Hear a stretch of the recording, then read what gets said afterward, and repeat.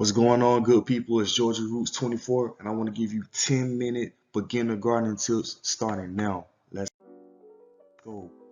So first, I'm talking about growing food in containers. If you're a beginner, I highly recommend that you begin to try to grow food in containers, whether that be pots, whether that be buckets, or grow bags. And when you're growing in containers, you want to use potting soil or potting mix. You don't want to use garden soil. By garden soil, I mean you don't want to try to be cheap and just go outside and just get a shovel and then try to dig up dirt from your backyard and put it in these pots. Where I'm at in South Carolina, our backyard dirt is it's called this red clay. Okay, and so this red clay is very heavy, it's very dense, and although it holds nutrients, it doesn't drain well. This means that when you water in it, the roots are not going to be able to break free and move freely in that pot because it's so heavy. So you want to use what's called potting mix. And let's get into the difference between potting mix and potting soil. So tip number one, when you're growing in pots, use potting mix. Don't use backyard dirt. Now, when you go to buy your potting mix, you're going to see it's called potting mix versus potting soil. Don't overthink this and put too much thought into this. They're essentially the same thing.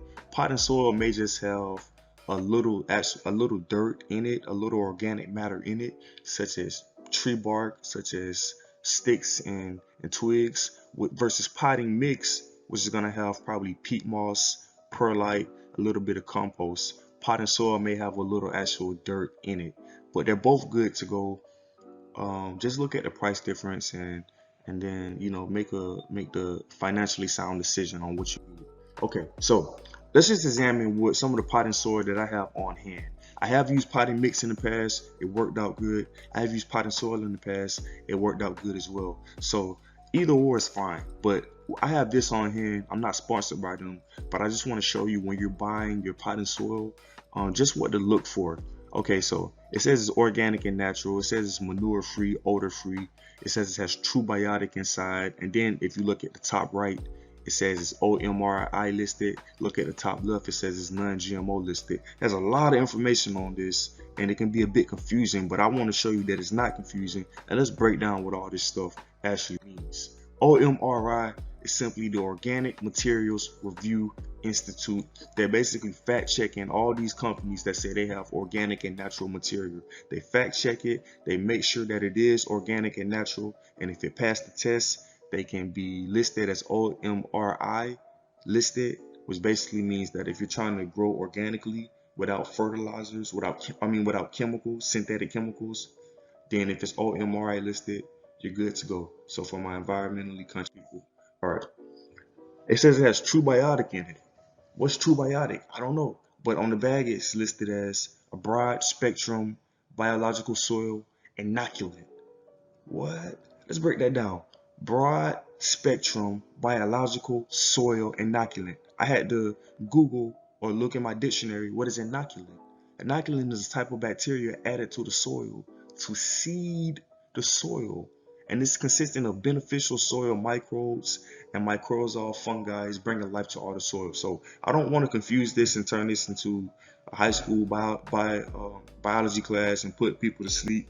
But basically, this true biotic just has a lot of organic and natural fungi and bacteria that's gonna mimic nature. If you go into the forest and uncover leaves and pick up some dirt, right? You're gonna see that this dirt is full of life. And so, basically the true biotic is mimicking that, and it's gonna bring your organic gardening plenty of nutrients and organisms and fungi that can mimic nature. So it says it has mycorrhizal fungi. That simply means fungus roots. And so the mycorrhizal fungi is going to create a symbiotic relationship between this fungus and the roots of your plant, meaning that the plant is going to give the fungus sugars and carbon, and then the fungus is going to give the plant water and nutrients. So this is just going to create a beneficial relationship, that's going to allow the plant to thrive in a natural state. Okay, this type of relationship has been going on for 400 to 500 years. So it's just all about mimicking nature if we're talking about things the natural way. Now, this potting soil has 16 ingredients in it, right? I want to break down what all 16 mean very briefly. That way we're not thrown off confused about what is actually in this stuff. We're not going to give anything power over us when we have the power to research and know what it is. So information is power. So let's break it down. I'll break it down for you. It has fir bark, aged fir bark, and perlite. Fir bark is just bark from a tree, a conifer, such as a fir tree. It's just bark from that tree that they shred and chop up, they throw it in the bag. And this is going to help retain water, suppress weeds, stabilize soil temperatures. You can use it as mulch on top, on top of the soil, and it's going to regulate the temperature and not allow weeds to come up. But the downside is that just like it won't allow the weeds to come up, if you plant it directly over top of your seeds when you're trying to start the seeds, it won't allow the seeds to come up either. So just be conscious about that. All right, it has perlite, which is amorphous volcanic glass useful for water retention and drainage. People use perlite into the potting soils because it allows drainage. It's organic matter and it allows the water to drain easily to the bottom, so it's not getting waterlogged and drowning the plants. All right, it has peat moss, which is just moss that grows on wet land. It improves the drainage. It has composted green waste. So think about when you cut your grass. You can take those grass clippings, put them in a bin, or take your old lettuce that you didn't eat or anything green, let it break down, and then when it breaks down, you can put it back in your soil, and it's going to give you more nutrients. It has sawdust in it. It has alfalfa meal, it has fishbone meal, and potassium sulfate. We're going to break down what alfalfa meal and fishbone meal is on a later slides, but it has that in it. It has humic acid, which sounds scary, but it's just decomposed remains of organic life. All right, the dead remains, the broken down remains of natural life. All right, it has kelp meal, which is dried up seaweed, and then as we said, it has the mycorrhizae, which we broke down what that is. Okay, it has kelp flour, has dolomite lime, which is magnesium and calcium.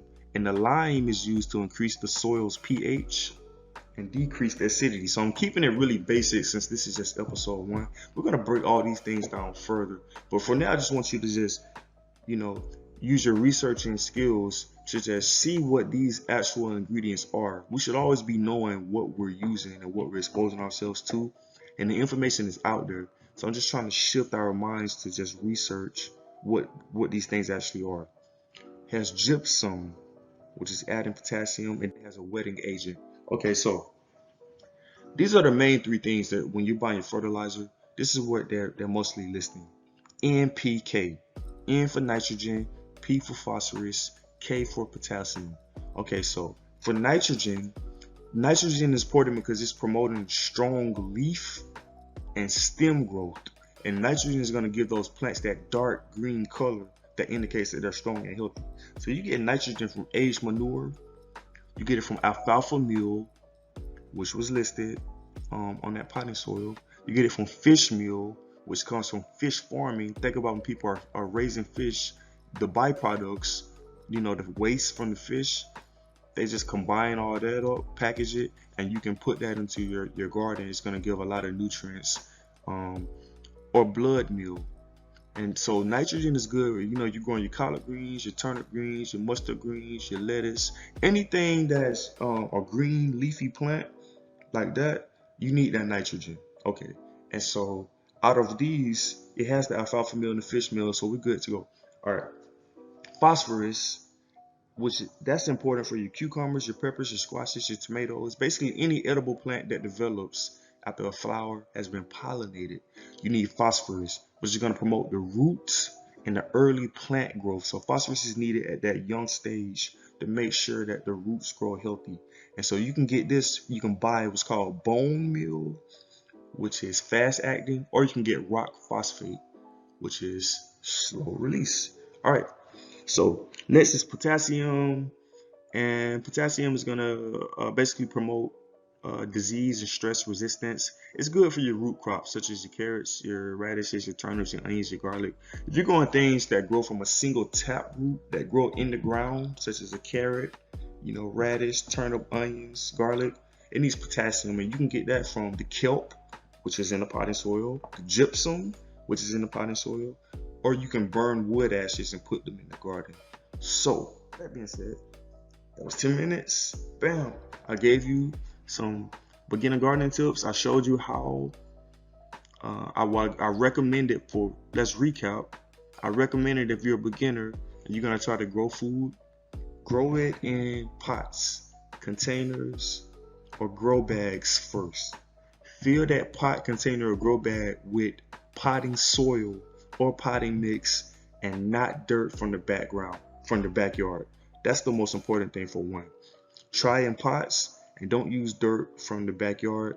Use potting soil or potting mix. You can make your own potting soil or potting mix. Just go buy some peat moss, some perlite, and some compost. Mix them together, put them in. That's a very basic mix, and it should get you started. And then as we grow and learn together, we can add more things that can make it even stronger, such as the dolomite lime, such as bone meal and other things. But we can keep it simple. All right. And then tip number 2, I just showed you how we can actually look down and break down what's actually inside of the potting soil or potting mixes, not to be intimidated by those long lists of ingredients and long lists of information that probably honestly nobody's going to read, just like we don't read the terms and conditions. But if you do choose to read it and you have an inquisitive mind such as me, I just broke down what those actual 16 ingredients are. That way we can be equipped with more ammunition to know what we're actually putting into our what we're actually growing our food in and what we're actually exposing ourselves to. So this is just beginner gardening tips, episode 1. I'm taking you all with me on my growing journey through spring 2022. So please subscribe, comment, and like. Stay posted. I'm gonna upload videos more often, and we're all gonna learn and grow together. So until then, Asante Sana.